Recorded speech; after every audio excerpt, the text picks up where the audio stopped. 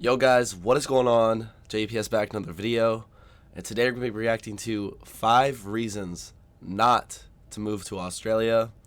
Pretty sure this video is created by a local Australian, so he should have some insights on the pros, and I guess the focus of this one will be the cons of living in Australia and why someone may not want to move there, since I feel like recently we've been focusing on all of the great things that Australia has to offer.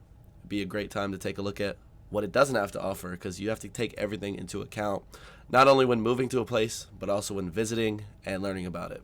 So with that being said, make sure you guys hit the like button, hit the subscribe button, comment some videos for me to check out in the comments down below, and let's get right into this. I honestly love Australia, and I feel privileged to call this country my home. I love the urban and natural landscapes, the weather, the love for sports and the outdoors, Australian music, the rich multicultural aspects of society here, and most importantly, the fact that we have the Guinness World Record for the world's largest toga party. But before I start sounding like too much of a patriotic wanker trying to sell you a travel guide, today I wanted to share a few things that don't often get mentioned about Australia, things that aren't quite as good.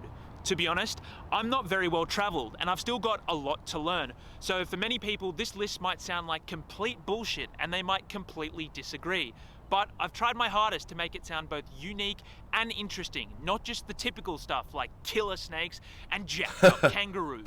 So if you ever are thinking of moving to Australia from another country, here are 5 things that you should know before you come.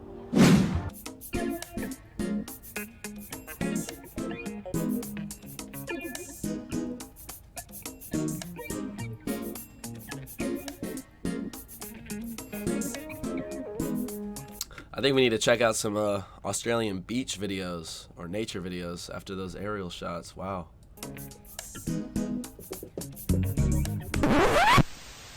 Reason 1. Australians are friendly, but not friends. On the whole, Australians are quite nice and friendly people. To be honest, one of my favourite things about Australians is that we love saying hello and chatting to random people on the street.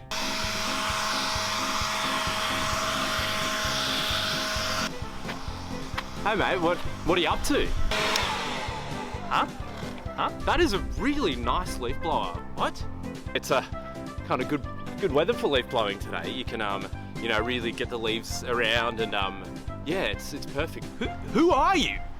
Actually, a Polish friend once said to me that Australians are friendly but not friends. Now, what he meant by that was that Australians are quite nice to new people that they meet, but it is actually quite difficult for foreigners to establish deep friendships with Australians, especially if English is not their first language. And to be honest, I tend to agree. I know many people from Europe, South America, and Asia who all tend to say the exact same thing. อยากมีนะคะ แต่ส่วนใหญ่จะเป็นเพื่อนที่โรงเรียนเป็นต่างชาติมากกว่า ถ้าออสเตรเลียโดยกำเนิดนี่ยังไม่มีเพื่อนเป็นคนออสเตรเลียไหมครับ ถ้าบอลเฮียที่นี่มีค่ะมีคนหนึ่ง มีเหรอ ไม่มีครับต้องบอกก่อนว่าเพื่อนส่วนใหญ่ที่เป็นออสซี่เนี่ยจะเป็นเอเชียที่เป็นบอลเฮีย From my observation. Now that is a really interesting perspective.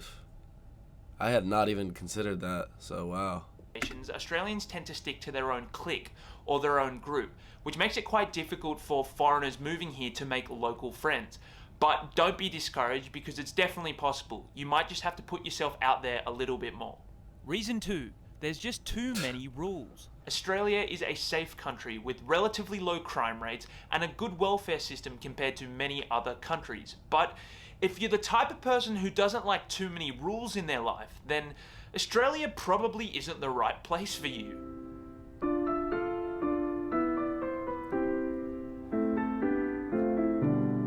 Whoa, stop right there. Riding without a helmet. $300 fine. $300?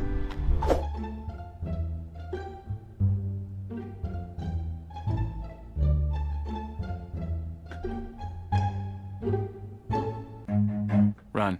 You jaywalking on the red light, sir? That'll be a $75 fine, please. $75? That's bullshit!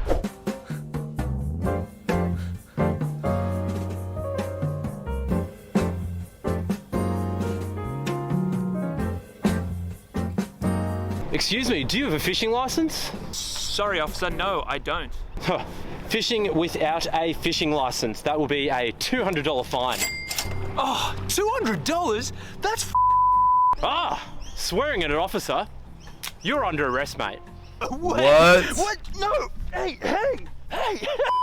You often hear many Swearing at an officer is grounds for being arrested? Damn. Nah, I think I remember. We reacted to a video about Steve Hughes. It was about public health and safety, I think. That was the skit. And he's from Australia, and he was talking about that, about how there's so many rules.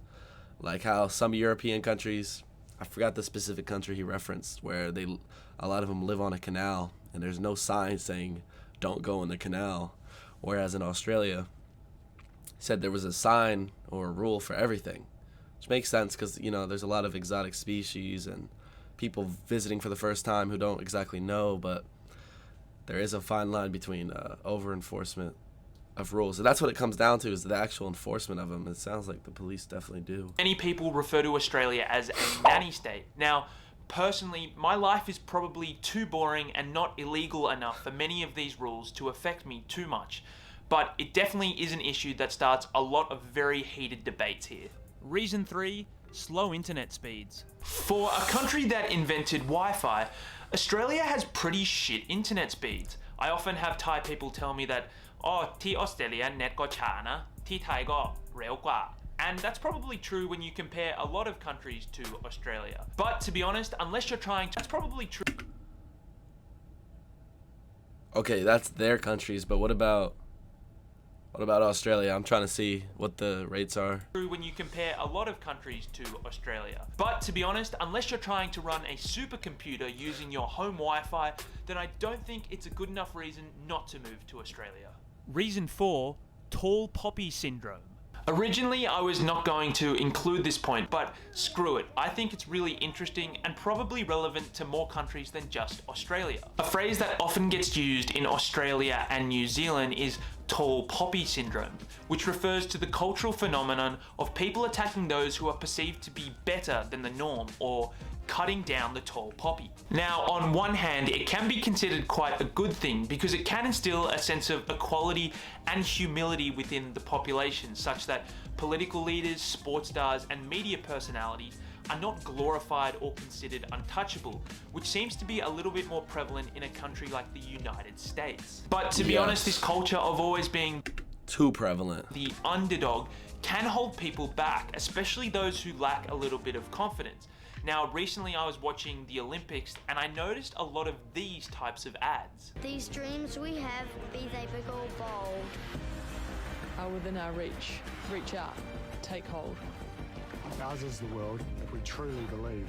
Now, obviously these ads are used for marketing purposes, but the reality is Australia, from what I've observed, doesn't have a very good culture of starting things, putting yourself out there, or innovation generally, especially amongst young people. And that might be because as a general population, we tend to look at people with new ideas and bring them down rather than support them. In fact, a study of 2,000 Australians in 2018 showed that 53% of people have seriously considered starting their own business or side hustle, but are yet to realize their ambition. And 68% believed Australians had a negative attitude towards ambition. 68% that's a heavy majority, especially for something like that. And that's such a specific question. That's a really good point. I feel like it's quite the opposite here, and that entrepreneurship and creativity are fostered rather than brought down. But I think that's definitely a con. Like, you need to have that. That's what brings about change and innovation, in my opinion, is that creativity. To be honest though, I'm not sure how much this attitude would affect foreigners who wanted to move to Australia, and a lot of the people I've met through doing Thai Talk completely buck this trend. Well, I think you're a lovely story of someone who tried really hard and worked their ass off. And finally, reason 5. It's far away. That's a good point. Far away! Where they can't find us! This reason is really obvious and makes me sound like I've run out of ideas. It doesn't take a rocket scientist to realize that Australia is very isolated and a long way away. So if you do plan on coming here, depending on where you're coming from, it might be an expensive and long trip home. Also, don't expect any cheap, short trips to new, interesting and romantic countries. I wasn't even thinking of that from like a traveler's perspective. I was thinking of that from like a moving perspective, because that's what the video is about. And it's that once you're there, you're kind of there. There's no, oh, you know, let's pop over to France for a little holiday or whatever, as some of you would say, or let's visit this other state or this, that, and the third. Like there's none of that. Like that, if you do go somewhere else, it is a very planned trip because it's so expensive. I mean, a flight from where I am to Australia is a 24-hour. It's gonna cost thousands of dollars. It takes, you know, multiple days of not only travel but adjustment to the jet lag just to get there. So that is a really good point and often overlooked, despite the obviousness of it. Every weekend, because New Zealand is the closest country, and that's a 3-hour flight away. Wow. But that's not an issue because there are plenty of amazing and interesting places to explore in Australia, like the Big Banana, the Big Prawn, and the Big Merino. Anyway, guys, I hope you enjoyed this video. And okay, that was a good video. I'm glad we got to check that out. It's important to look at both sides of the coin and make sure that you're not overlooking any cons, and also taking a look at some of the good things. So, yeah, from what I've seen, Australia seems like a great place to visit, and I feel like we've learned quite a lot about it. So, yeah, let me know what you guys think about this video, especially those of you who do live in Australia. Hit the like button, guys. Hit the subscribe button, and I will catch you all in the next one. Peace.